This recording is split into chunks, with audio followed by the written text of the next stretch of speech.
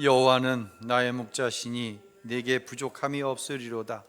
그가 나를 푸른 풀밭에 누이시며 쉴 만한 물가로 인도하시는도다. 내 영혼을 소생시키시고 자기 이름을 위하여 의의 길로 인도하시는도다. 아멘. 할렐루야.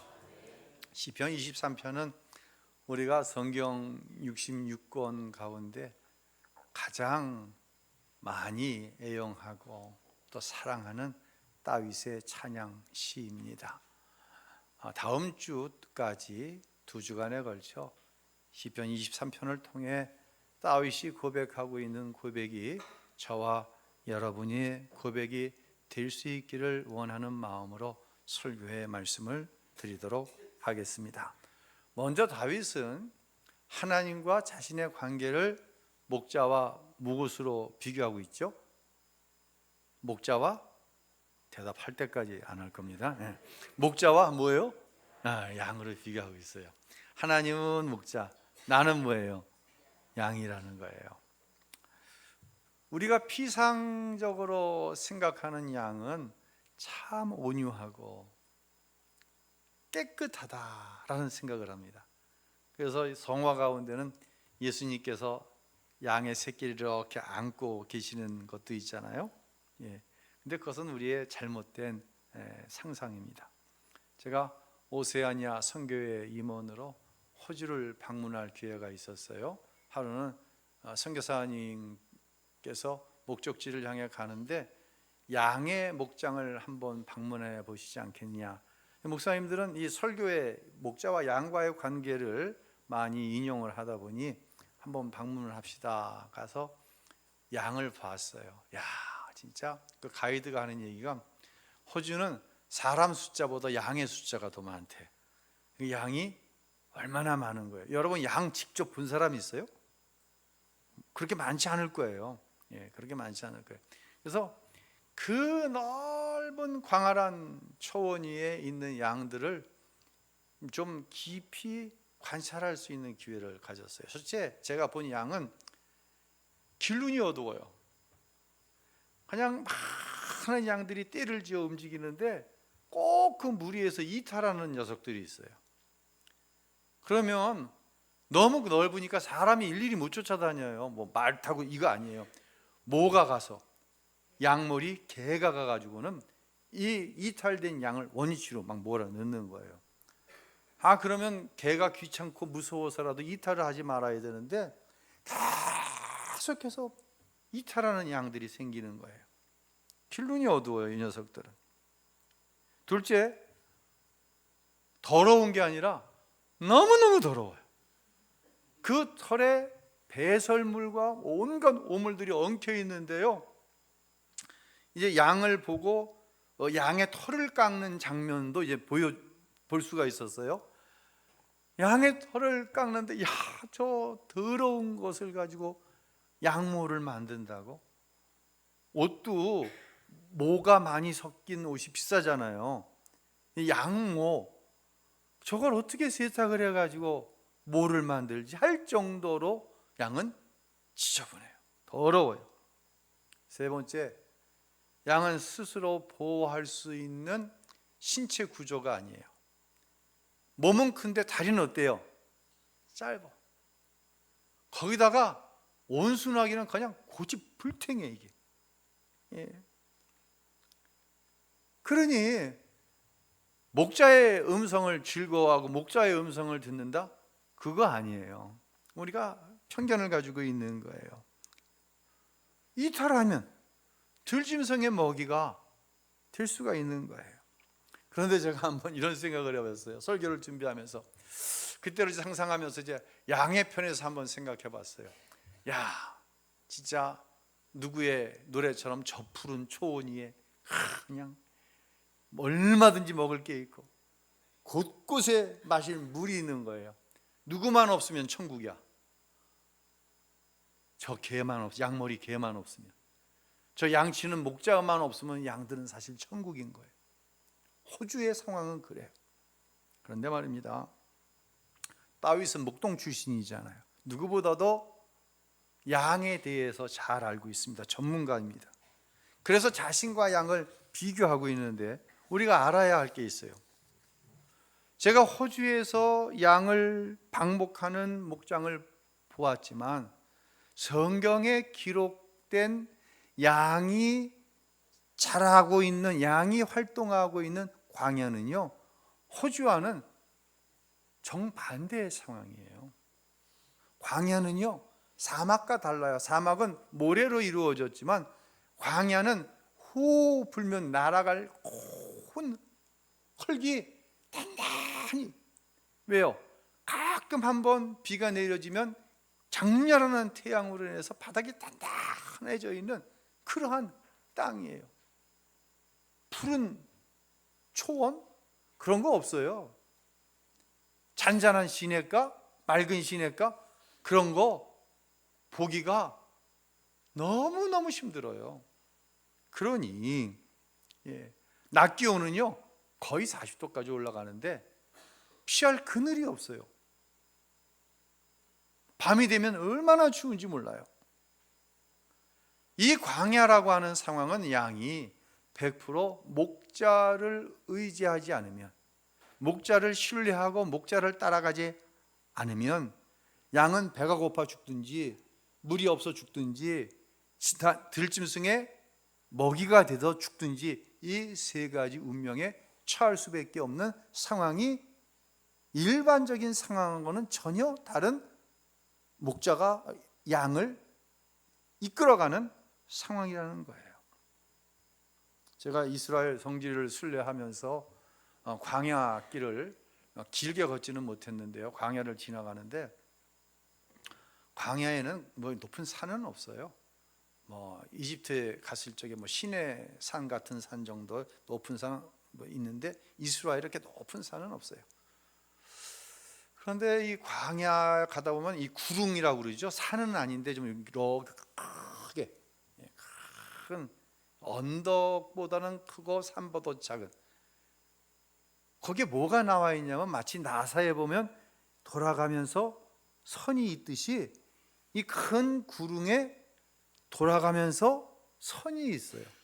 자동차가 다니기는 길이 좁고, 근데 뭔가가 막 몰려다녀서 자연스럽게 길이 된 게 있어요. 이 길을 가리켜서 양의 길이다라고 그러는 거예요.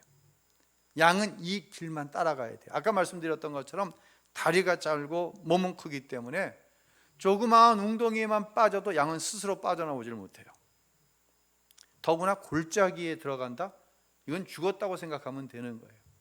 그러니까 양은 목자가 앞서서 가면 그 목자를 쫓아가야 자신의 생명을 온전히 보존할 수가 있는 거예요. 그런데 성경은 우리를 향해서, 양을 향해서 이사야서 53장 6절에 이런 표현을 합니다. 한번 읽어보겠습니다. 우리는 다 양 같아서 그릇 행하여 각기 제 길로 갔거늘 여호와께서는 우리 모두의 죄악을 그에게 담당시키셨도다. 아멘. 우리는 다 양 같다는 거예요. 그래서 어떻게 해요? 그릇 행하여 각기 제 길로 가는 거예요. 제 길로 가면 돼요? 안 돼요? 누구의 길로 가야 돼요?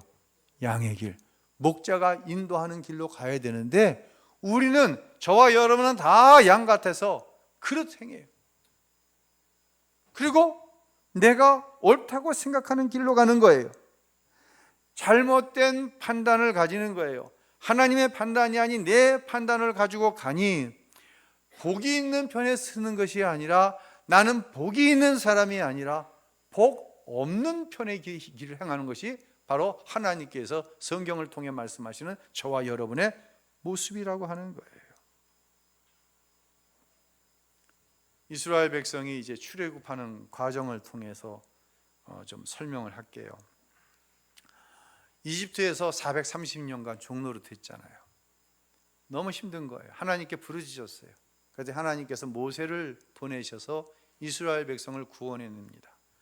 어떤 성경학자들은 200만 명이라고 하지만 이집트에서 나올 때 이스라엘만, 히브리인만 나온 게 아니에요. 이집트에서 흔히 이야기하는 잡족들, 이스라엘을 뺀 소수 민족들이 이집트에서 함께 노예 생활하다가 함께 빠져나온 숫자를 200만에서 300만 명을 보는 거예요. 여러분 한번 상상을 해보세요. 300명만 몰려다녀도 어우, 웬 사람들이 이렇게 몰려다녀? 3,000명이 몰려다닌다고 생각해 보세요. 3만 명이 몰려다닌다고 생각해 보세요. 300만 명이 물도 먹을 것도 없는 광야를 몰려다닌다고 생각해 보세요. 각기 제 길로 가면 어떻게 돼요? 이건 죽음인 거예요. 이스라엘은 하나님만 의지할 수밖에 없는 거예요. 누구처럼? 양처럼. 하나님은 반석에서 물이 나게 하시고 마라의 쓴물을 달게 하셨고 아침에는 하늘에서 만나를 내려주시고 저녁에는 동풍을 불어 메추라기를 먹여주셨어요. 그런데 이스라엘은 어떻습니까? 각기 제 길로 가는 거예요. 하나님 앞에 감사하고 순종의 길로 나아가는 것이 아니라 기회만 있으면 불평하고 불만하는 거예요. 그것에 대한 율법의 심판은 뭐예요? 약속의 땅, 축복의 땅인 가나안에 들어가지 못하는 것으로서 하나님은 공의를 실현하셨어요. 율법을 실현하신 거예요. 만약 한 사건이 없었다고 한다면 성경이 표현하는 대로 저와 여러분은 양 같아서 각기 제 길로 감으로 우리는 절대로 하나님이 약속하신 축복에 받지 못해요. 천국, 우리의 행위로 율법으로 우리가 어떻게 만족시켜서 천국에 갈 수 있겠습니까? 그러나 이 한 사건, 그 사건이 무엇입니까? 바로 하나님께서 죄로 인하여서 저주스러운 삶을 살 수밖에 없는 거예요. 여러분, 저주스러운 인생이 어떤 인생입니까? 윤리적으로 도덕적으로 형편없는 사람들 저주스러운 인생 맞습니다. 그러나 지난 금요일 날 말씀드렸던 것처럼 하나님께서 보시는 완악함은, 강팍함은 그게 아니에요. 하나님을 싫어하는 거예요. 하나님이 원하시는 일을 싫어하는 거예요. 즉 우리가 읽었던 이사야서 53장의 말씀처럼 각기 자기 길로 가는 거예요. 하나님을 원하지 않기 때문에. 이것이 우리 안에 있는 죄의 문제예요. 이 죄의 문제를 예수님께서 십자가에서 대신 감당하지 않으셨다고 한다면 우리도 각기 제 길로 가다가 저주스러운 삶을 살다가 영원한 지옥불에 떨어질 수밖에 없는 인생이라는 거예요. 여러분을 축복하는 것은 성경을 읽다가 설교를 들을 때 말씀을 묵상할 때 나의 연약함이 드러날 뿐만 아니라 이 연약함이 십자가에서 하나님의 은혜로 담당되어졌다는 사실이 믿어짐으로 나는 회복될 수 있고 나는 승리할 수 있습니다. 할렐루야. 하나님이 약속하신 축복이 예수 그리스도의 십자가의 은혜로 말미암아 그 은혜에 대한 반응인 믿음으로 순종함으로 말미암아 나는 축복의 사람으로 살 수 있습니다. 나는 복 있는 사람입니다. 할렐루야.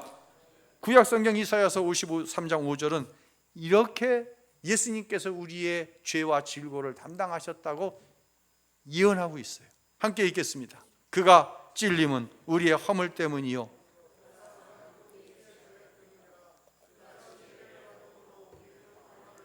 그가 채찍에 맞음으로 우리는 나음을 받았도다. 아멘. 자, 우리는 나음을 얻었어요. 이런 성도에게서 발견되어지는 특징에 대해서 3절에 얘기합니다. 제가 작년 어느 때부터 갑자기 정직함에 대한 이야기를 너무 자주 하고 있어요. 근데 제가 이 설교를 준비하면서 그의 이름을 위하여 의의 길로 인도하신다고 하는 말씀이 이렇게 해석되어졌어요. 정직함은요, 하나님께서 일할 시간과 공간을 내어드리는 행위가 성도의 정직함이다. 우리가 정직하지 못하는 이유는 몇 가지가 있는데 두렵기 때문에 정직하지 못해요. 이 세상에서 정직하게 살면 손해보는 게 너무 많아요. 정직하게 살면 그 목표를 이룰 수 없어요. 이 두려움 때문에 정직하지 못해요. 그러나 하나님의 말씀 안에서 내가 하나님이 목자가 되시고 내가 양이 되고 내가 그 목자의 음성을 기뻐함으로 주님과 동행하는 삶을 살면 정직함은 더 이상 두려움이 아니에요. 왜요? 하나님이 함께 하시니까. 이미 오래전 고인이 되신 서울 영락교회 최태섭 장로님 이야기를 좀 드리도록 하겠습니다. 최태섭 장로님은 한국유리를 창업한 창업주세. 한국유리가 굉장한 큰 기업이죠. 근데 이분은 사업의 성공자라서 뿐만 아니라 직원들을 정말 자기 자식처럼, 자기 가족처럼 그렇게 섬겨준 사업가로도 또한 유명합니다. 그분의 정직성에 대한 유명한 일화가 있어요. 자, 오래전 6.25 전쟁 통에 있었던 일입니다. 이제 은행에서 대출을 받아 사업을 시작해서 대출금을 갚을 만하자. 이제 은행으로 대출금을 갚으러 갔어요.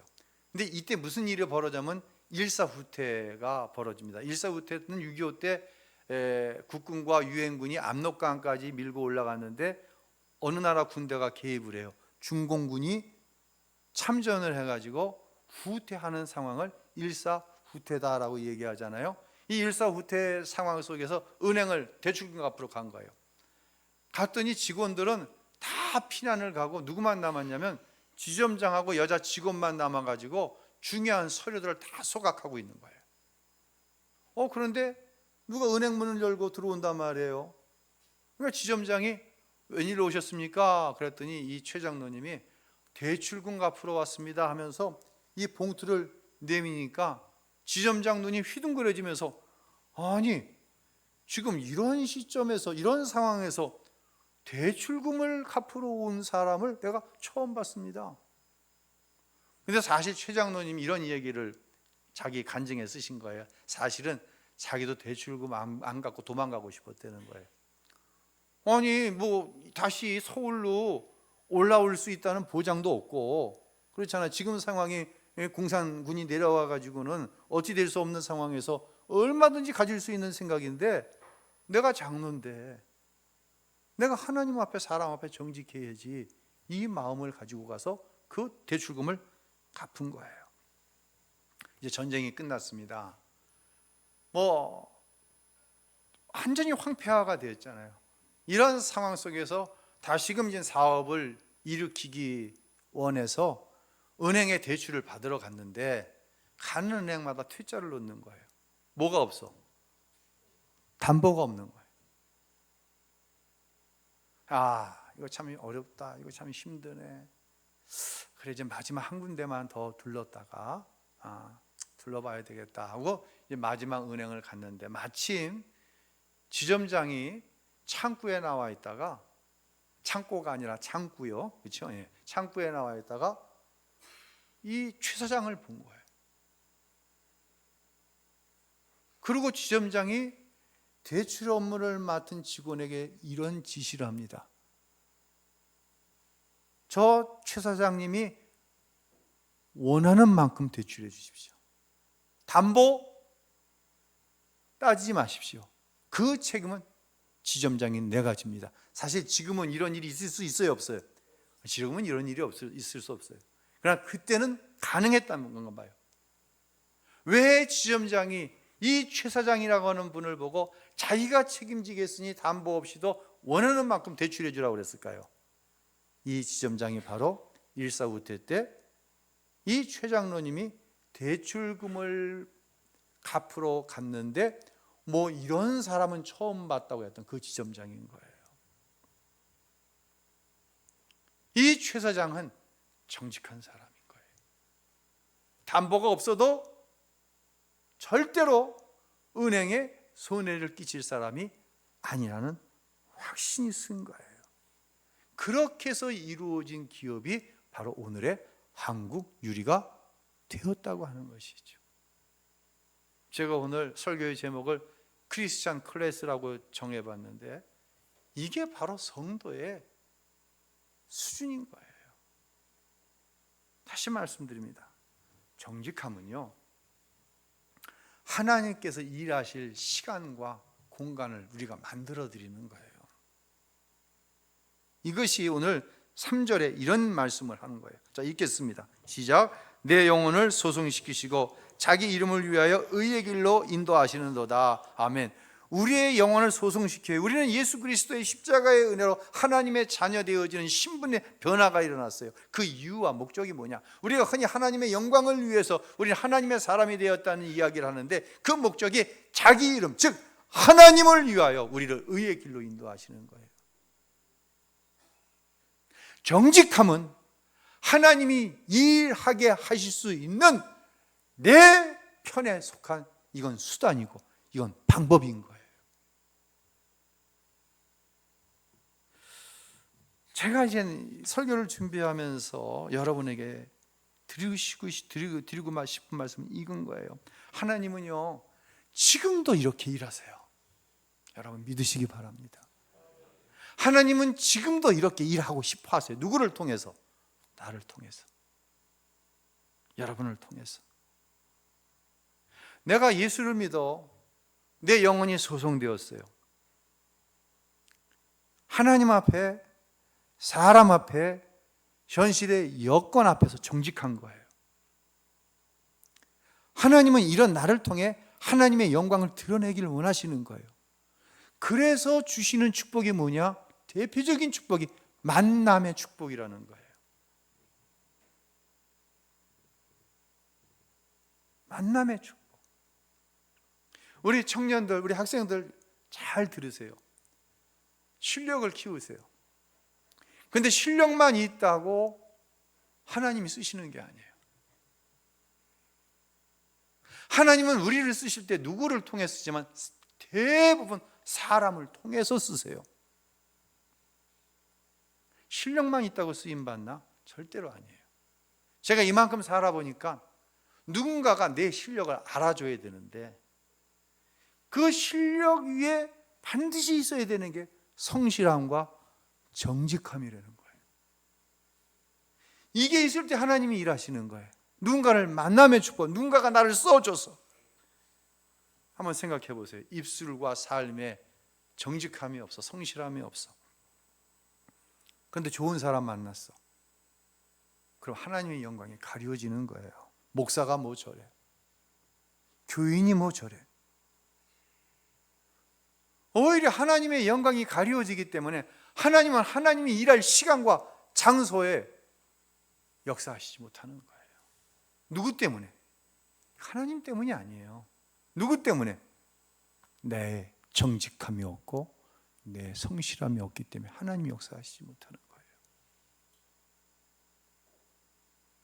정말 우리 하나님 앞에 정직해야 돼요. 사람 앞에 정직할 수 있어야 돼요. 성경에 하나님께서 쓰신 인물들은 이 원리에 올려놓고 보니까 다 똑같더라고. 몇 사람 제가 예를 한번 들어볼게요. 다니엘 한번 생각해 보세요. 다니엘은 바벨론이라고 하는 제국의 2인자까지 올라갔어요. 다니엘의 원래 신분이 뭐예요? 노예예요. 그런데 다니엘은요, 바벨론의 왕의 명령 앞에서도 하나님 앞에 정직한 거예요. 이 명령 앞에 정직한 결과가 어디 들어가는 거예요? 풀무불에 들어가는 거예요. 사자굴에 들어가는 거예요. 그래도 정직한 거예요. 하나님께서 일하실 수 있는 시간과 공간을 드린 거예요. 그랬더니 하나님 믿지 않는 바벨론의 왕을 통해서 하나님께서 일하시는 거예요. 이 일할 기회를 누가 줬어요? 다니엘이 하나님께 드린 거예요. 이 표현은 조금 모순된 표현이 있지만 여러분이 무슨 의미인지 알아들으실 거예요. 요셉 한번 얘기해 볼까요? 요셉은 형들에 의해서 팔려갔어요. 신분이 뭐예요? 노예예요, 역시. 그런데 너무 성실한 거야. 정직한 거야. 그러니까 집주인이 자기 부인 빼놓고는 다 주관할 수 있도록 했죠. 그런데 이 부인이 문제야. 요셉을 유혹하는 거야. 사람들이 아무도 없어요, 집안에. 그런데 누가 함께 하시는 거야? 누가 보고 계세요, 지금? 하나님이 보고 계시는 거예요. 정직할 수밖에 없는 거예요. 그 유혹을 거부했습니다. 그 결과 어디에 가? 감옥에 갔는데, 바로 요셉은 하나님께 시간과 공간을 지금 만들어 드린 거예요. 그 정직함으로. 그 감옥이라는 공간에서 누구를 만나? 왕의 음식을 준비하고 왕께 음식을 드리는 관원장을 만나는 거예요. 이 만남을 통하여 요셉이 누구 앞에서? 이집트의 왕 앞에 설 수 있는 기회를 얻게 된 거예요. 누가 그 기회를 하나님께 드렸어요? 요셉이 하나님께 그 기회를 드린 거예요. 다윗은요, 참 순탄치 않은 삶을 살았습니다. 그런데 다윗이 어느 순간 뒤를 돌아다 보는 거예요. 여호와는 나의 목자시니 내가 부족함이 없었습니다. 왜 부족함이 없었겠어요? 그런데 그 부족함, 그 죽음의 위기 앞에서도 다윗은 늘 하나님 앞에 정직하기를 힘쓴 거예요. 그랬더니 하나님께서 나를 푸른 풀밭, 맑은 시냇물가, 아니 광야에 무슨 푸른 풀밭이 있고 맑은 시냇물가가 있냐고요. 그런데 하나님이 이루시는 공간, 하나님이 나를 이끌어 오셨던 시간들이 깨달아지는 거예요. 그리고 그분이 자기 이름을 위하여 나를 의의 길로 인도하셨다고 하는 이 고백을 하나님 앞에, 여러분 앞에 하고 있는 거예요. 여러분, 끝까지 이기는 자가 상을 받습니다. 저는 여러분이 끝까지 이겼으면 좋겠어요. 내 의가 아닌 예수 그리스도의 십자가의 은혜. 왜 이것이 중요하냐면, 지금 우리 하나님께서 우리를 이기도록 이렇게 이끌어 가시는 게 아니라 이미 예수님께서 십자가에서 우리 죄의 문제를 죽으심으로 해결해 버리신 거예요. 그래서 어둠의 권세에 대해서 이미 승리를 하신 거예요. 우리는 그 승리를 누리며 살아가는 거예요. 그 누리며 살아가는 데 있어서 성경이 말씀하고 있는 필수적인 요소가 뭐냐? 율법으로 내가 의로워질 수 없고 예수 그리스도의 십자가의 대속의 은혜를 믿는 믿음으로 말미암아 내가 하나님의 자녀가 되어졌고 하나님의 자녀 안에 있는 성실함과 정직함으로 나아갈 때 하나님께서 역사하시는 것을 저와 여러분이 지금 보고 있는 거예요. 그 역사를 기대하며 우리는 나아가는 거예요. 하나님이 반드시 역사하시는 거예요. 돌아오는 토요일이 이제 우리 민족 명절인 설입니다. 흩어졌던 가족들을 만나게 되겠죠. 제가 그런 고백을 여러분 앞에 많이 했어요. 저희 가정은 예수님을 믿지 않고 제사를 지내는 가정이다 보니 명절이 되면은 참 싫습니다. 마음이 부담스럽고, 좀 마음이 그렇습니다. 그런데 최근에 이런 일들이 일어나요. 저희가 이제 6남매잖아요. 예수를 믿지 않잖아요. 저희 둘째 누님이 이제 예수 믿어서 권사님이 되셨어요. 얼마나 여러분 이게 뭘 말하는지 집안에서 혼자 예수를 믿는 분들은 아시고 나머지 분들은 모르세요. 이게 뭘 말하는지. 나 혼자 우리 집안에 오직 제 아내와 저 우리 두 아이만 예수 믿는, 이게 뭔지를 여러분은 잘 실감이 안 날 거예요. 또 왜 떨어진 섬과 같아요. 그런데 최근에 이상한 일이 벌어지고 있어요. 우리 형제들이 저와 제 아내를 의지하는 거예요. 어떻게 그렇게 할 수 있냐? 어떻게 그걸 그렇게 살아올 수 있었냐? 또 우리 아이들에 대해서까지도 아이들이 어떻게 그렇게,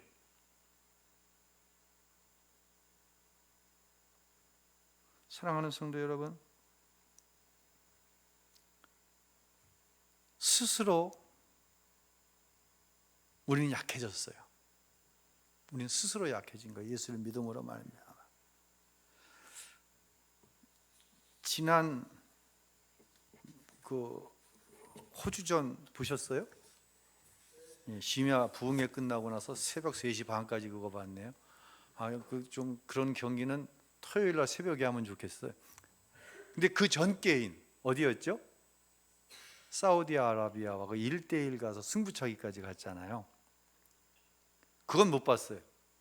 다음 날 이제 그날이죠. 이제 아침에 출근을 해서 유튜브를 통해서 하이라이트를 보는데 그 유튜브에 좀 특별한 부분이 이렇게 조명이 되었어요. 어떤 부분이냐면 이 조현우라고 하는 골키퍼가 2골을 막았잖아요. 그리고 마지막 4번째 키커로 누가 골을 성공시켰죠? 황희찬이 골을 성공시켰어요. 그러니까 이 승리가 이제 딱 확정이 되니까 선수들이 사진 올려주세요.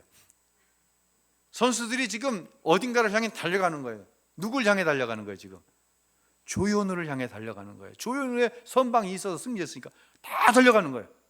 뭐 다 뛰어가는 거예요. 코칭 스태프 이거 뭐고 선수 다 달려가는 거예요. 다음 사진 보세요. 그런데 한 선수만이 반대 방향을 보고 있어요. 저게 누구예요?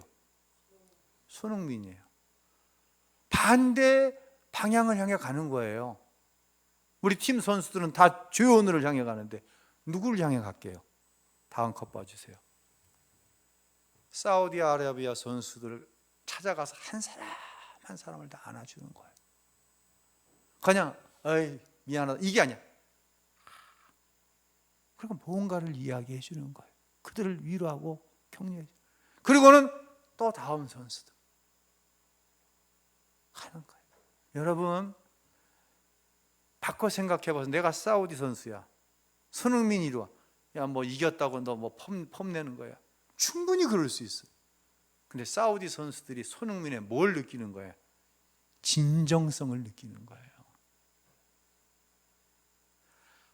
내가 그 유튜브를 보면서 그래서 손흥민을 가리켜서 월드 클래스라고 얘기하는구나. 손흥민은 단순히 대한민국에서 월등한 선수, 프리미어 리그에서 월등한 선수가 아니라 그래서 손흥민을 세계적인 수준의 선수라고 하는 이유가 실력뿐만 아니라 그 성실함, 그 진정성에 있어서 월드 클래스라는 얘기를 하는구나. 클래스란 영어 단어는 수준, 등급이라고 하는 의미가 있습니다. 제가 그 유튜브를 보고 오늘 설교의 제목을 크리스찬 클래스라고 정해본 거예요. 자기 이름을 위하여 의의 길로 인도하시는 하나님, 그 하나님의 인도하심에 우리는 무엇으로 반응할 때 하나님의 선한 인도하심을 받을 수 있느냐? 그게 바로 정직함이라는 거예요. 복음 안에서 나오는 정직함. 그 성도의 수준에 이르는 것은 왜 중요하냐면, 다시 말씀드립니다.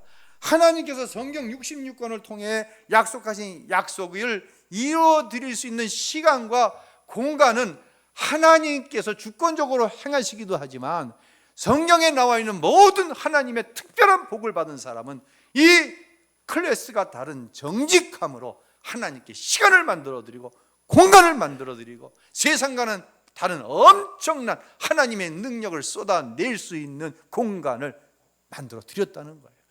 다윗도 만들어 드렸고, 요셉도 만들어 드렸고, 다니엘도 만들어 드렸고, 할렐루야, 에스더도 만들어 드렸고, 할렐루야. 여러분을 축복합니다.